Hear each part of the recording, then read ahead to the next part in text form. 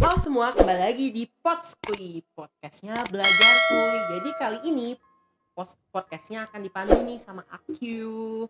Kenalin ya teman-teman, Akyu Muhammad Kurniawan, biasa dipanggil Wawan. Aku udah lulus nih teman-teman, kebetulan dari UI. Aku masuk UI-nya tahun 2017, habis itu lulusnya 2021 awal, 3,5 tahun. Lu sombong dikit gak apa-apa lah guys, tapi jangan dihujat ya habis ini. Oke, nah di sebelah aku ada nih bintang tamu yang sangat spesial teman-teman, yang cakep banget nih. Boleh kenalan gak kak, namanya siapa? Halo semuanya, kenalin nama aku Muhammad Al-Hakiki, tapi biasa dipanggilnya itu Hakiki atau Kiki dari Kimia Universitas Indonesia. Oke, dari Kimia Universitas Indonesia angkatan 2018. Berarti kita kamu ada di kelas aku Iya, dong. mentor aku guys sebenarnya. Enggak guys, aku yang menghasut dia sih sebenarnya buat masuk Kimia UI. Ada ceritanya ya guys, ntar aku ceritain. Oke, kan kita sama-sama kuliah di Kimia UI nih, kita ngomongin Kimia UI dikit kali ya. Yo. Menurut Kiki di Kimia itu kuliahnya kayak gimana sih? Sebenarnya kalau di kimia tuh susah, sebenarnya dibilang susah, iya susah juga sih. Semuanya juga jurusan susah, tapi karena minat aku memang di kimia dulu, jadi ada memang mata kuliah yang lebih susah, ada yang mungkin lebih gampang, itu wajar sih gitu. Nanti yang bagian susahnya mungkin bisa tanya teman dan sebagai belajar kelompok gitu. Oh dia mah pinter guys, tidak seperti aku, Alhamdulillah. beruntung gitu. Iya guys, kuliah di Kimia UI itu sebenarnya seru banget ya Kak Kiki ya, seru banget. Semester 1 2 sih yang seru, masih Ya, easy lah masih ya. ada, Semester 1 2, masih gampang. semester 3 semester 4 itu baru masuk seperti neraka jahanam. Karena itu susah banget guys semester 3 4, tapi nggak apa-apa, itu bisa diatasi ya Kak Kiki semua, gara-gara kita pasti belajar sama teman-teman, belajar kelompok, dosennya suportif juga, dan dosennya sangat membantu kita banget nih teman-teman untuk belajar. Intinya kalau kita belajar tuh pasti bisa. Iya. Nah, kan Kak Kiki ini kuliah di Kimia UI ya. Kalau boleh tahu dulu SMA-nya dari mana tuh Kak Kiki, asal SMA-nya? Oke, dulu SMA aku di SMA Negeri 1 Gerung di Lombok Barat. Di Lombok Barat ya, oke. Berarti kita deket dong rumahnya. Iya. Aku juga di Lombok Barat teman-teman. Tapi aku SMA-nya di SMA 1 Mataram, jadi emang aku sekolahnya. Tapi kita kenal dulu dari SMA. Iya, kita kenalnya udah lama sih, dari Kiki masih SMA, aku udah semester 2 kalau nggak salah waktu itu ya. Kita kenalnya udah lama teman-teman. Terus habis itu dulu masuknya lewat jalur apa tuh Kak? Oke, aku dulu masuknya di jalur undangan yang sekarang namanya itu SNMPTN, Seleksi Nasional Masuk Perguruan Tinggi Negeri. Berarti nilai rapotnya bagus banget dong ya. Sepertinya. Pasti rata-ratanya bagus lah ya, nggak tahu berapa. Masih inget nggak Kak rata-ratanya berapa? Kalau rata-rata sih, aku dulu nggak pernah juara umum, nggak pernah dapet ranking. Fun fact-nya, aku nggak pernah dapet ranking at all dari semester 1 sampai semester 6 di SMA. Terus kalau nilai rata-rata rapot bisa dibilang tinggi-tinggi sih, tapi nggak tinggi-tinggi amat, sekitar ya 9. Sekitar 9 guys, Ya. Gila. Dia kira-kira 9. Kalau aku ya udahlah ya. 95. Enggak. Aku mah ya udahlah ya, ampas-ampas rengginang gitu ya guys. Terus habis itu waktu itu kan daftar SNMPTN nih Kak, pakai piagam-piagam gitu nggak, atau pakai prestasi-prestasi gitu nggak masukinnya gitu waktu daftar SNMPTN-nya selain masukin nilai rapot?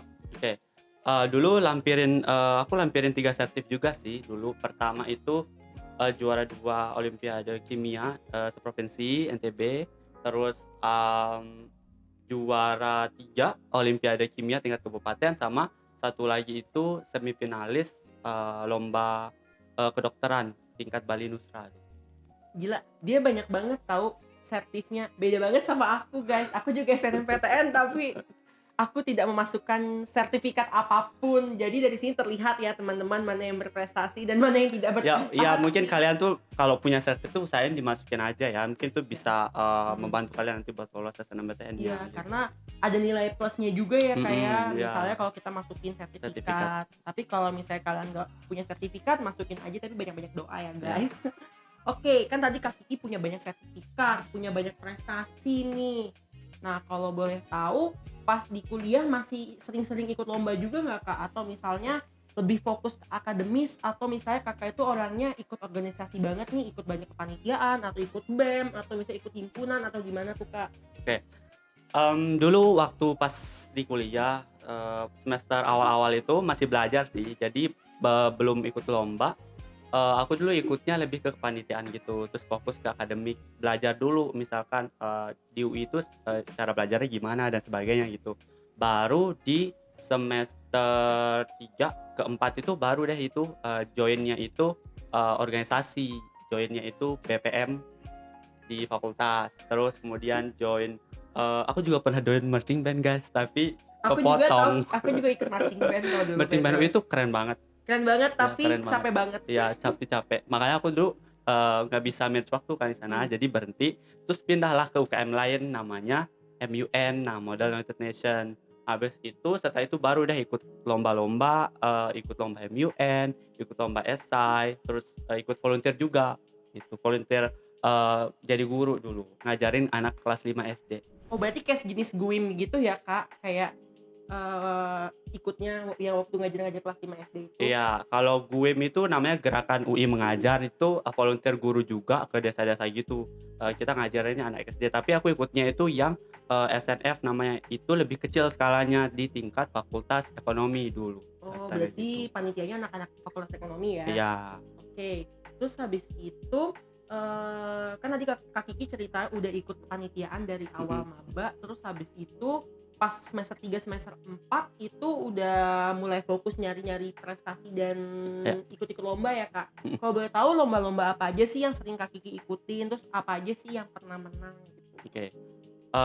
Dulu aku banyak explore ya sebenarnya untuk lomba, awalnya ikut lomba opini, terus pernah lomba MUN juga, terus lomba esai, pernah lomba EKTI juga, terus apa ya, ya itu sih sebenarnya. Tapi, yang paling sulit tuh menurutku lomba opini sama lomba LKTI. Dulu aku nggak pernah menangnya di sana, tapi menangnya itu di MUN sama esai lombanya, kayak Oke, gitu.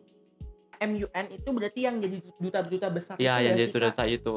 Ih jago Iya. bahasa Inggris sih pasti beda, nggak kayak aku yang bahasa Inggrisnya biasanya which is doang Tapi guys. kalau kalian, belum jago bahasa Inggris, MUN bisa jadi tempat berlatih kalian buat, latih bahasa Inggris kalian, gitu. Jadi bisa kok ikut MUN. Iya bisa banget tuh teman-teman, jadi yang penting usaha dulu ya Kak ya, kalau nggak Betul usaha betul betul gimana, betul. kalau nggak dicoba dulu gimana mau Heeh, menang, gimana iya, mau tahu gimana lombanya mhm teman-teman. Kalau misalnya udah insecure duluan, ya gimana mhm. mau maju nggak Iya, sih gimana mau Kak? menangnya, mending coba dulu. Iya, terus habis itu kemarin ya teman-teman, for your information aja nih teman-teman semua, kemarin itu aku tuh iseng buka-buka IG kan, buka-buka IG fakultas, terus tiba-tiba banyak orang tuh yang nge-tag aku, bilang nge-tag aku ke satu postingan gitu Kak di Mhm. Instagram.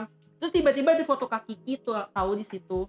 Ada foto Kak Kiki, ternyata jadi runner up guys dari mahasiswa berprestasi FMIPA UI tahun 2021. Tepuk tangan dulu dong semuanya. Alhamdulillah Gila dia tuh keren banget teman-teman. Gila dia tuh pintar, udah pintar, alhamdulillah. cakep, keren.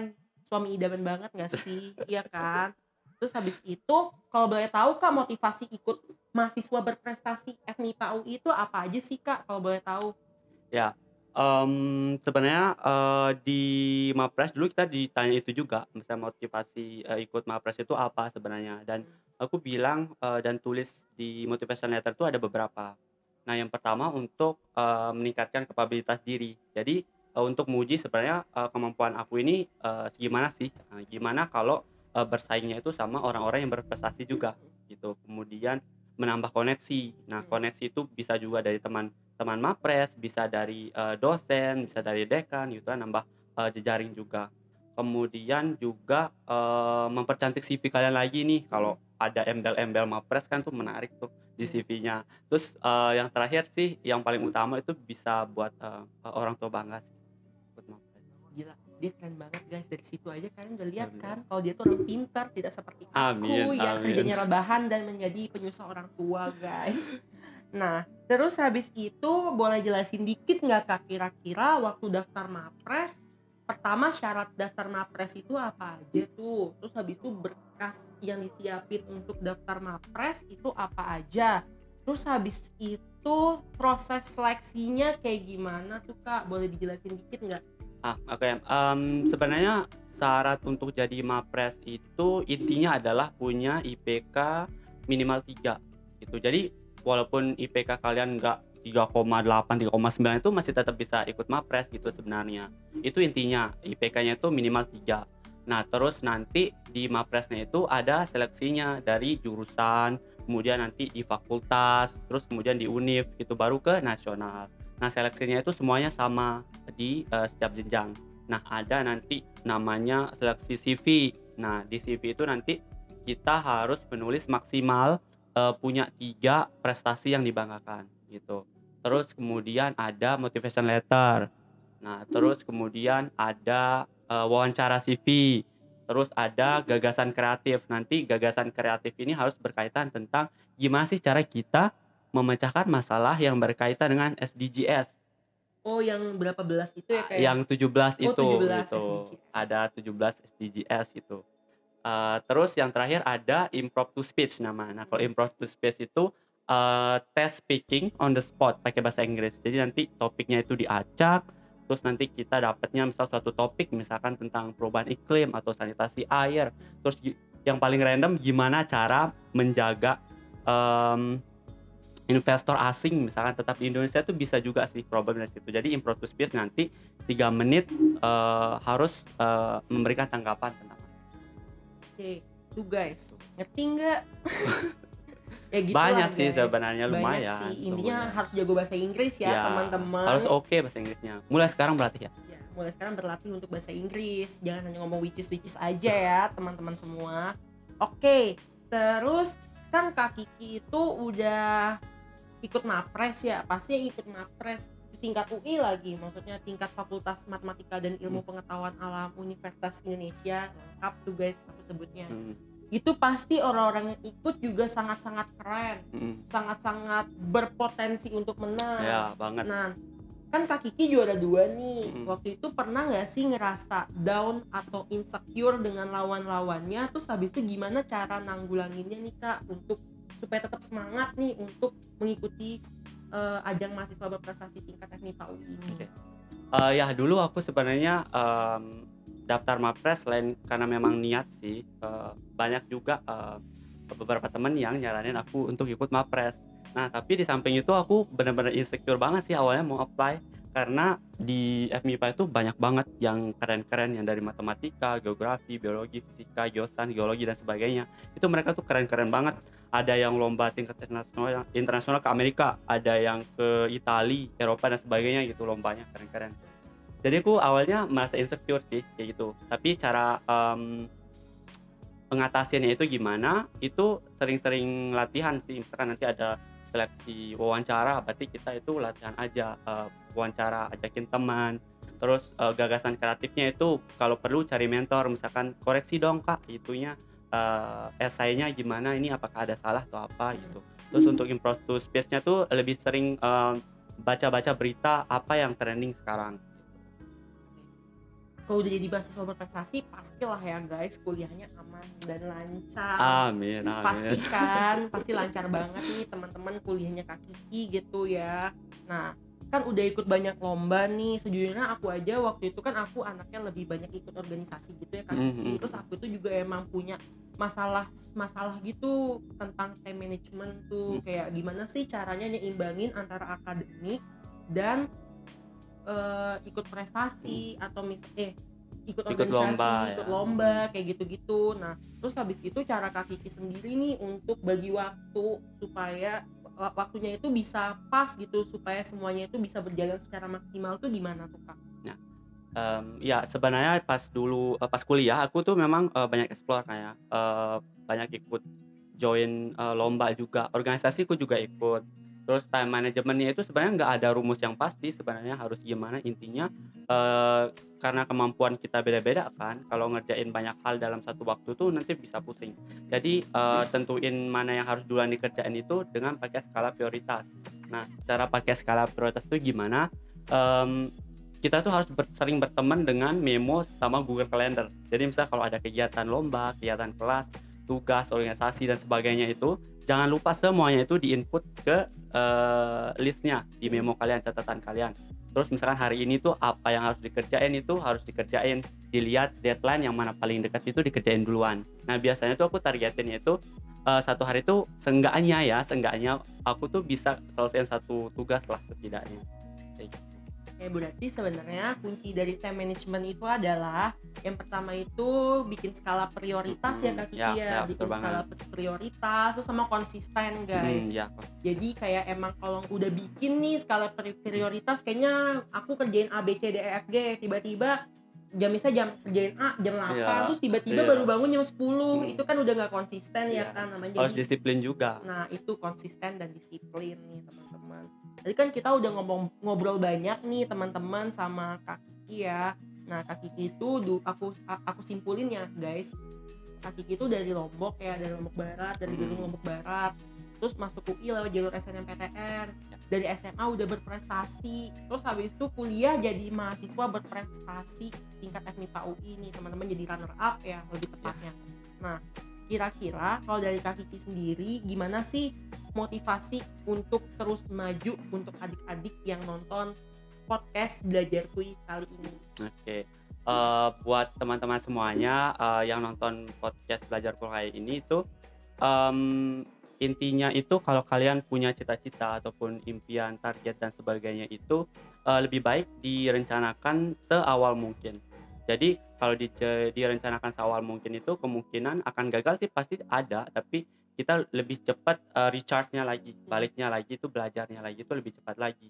Nah, misalkan kalau kalian tertarik mau daftar di univ, top-top misal kayak UI, UGM, ITB dan sebagainya itu, jangan takut misalkan kalau kalian latar belakangnya dari anak daerah, latar belakang ekonominya rendah, itu sama aja sebenarnya kalau, kalian itu memang pantas masuk sana, ya kalian bakalan diterima gitu. Nanti pas setelah masuk sana juga, apa latar belakang kalian, satu alma mater tuh bakal melebur jadi satu. Jadi intinya, di kuliah itu jangan jadi orang yang kupu-kupu, itu lebih sering ikut organisasi, lebih sering ikut lomba gitu, time manajemennya sih harus bagus. Sama jadi orang yang konsisten dan Konsisten dan disiplin gitu. disiplin itu wajib. Oke teman-teman, mungkin sekian ya obrolan kita pada hari ini teman-teman. Makasih banget nih buat Kak Ya, Kiki yang sama-sama. udah menyempatkan waktunya untuk Sama-sama. ngobrol bareng podcast Belajar Kui kali ini. Jika ada salah dan kurangnya mohon maaf ya teman-teman. Selamat berjumpa di podcast Belajar Kui selanjutnya. Dadah.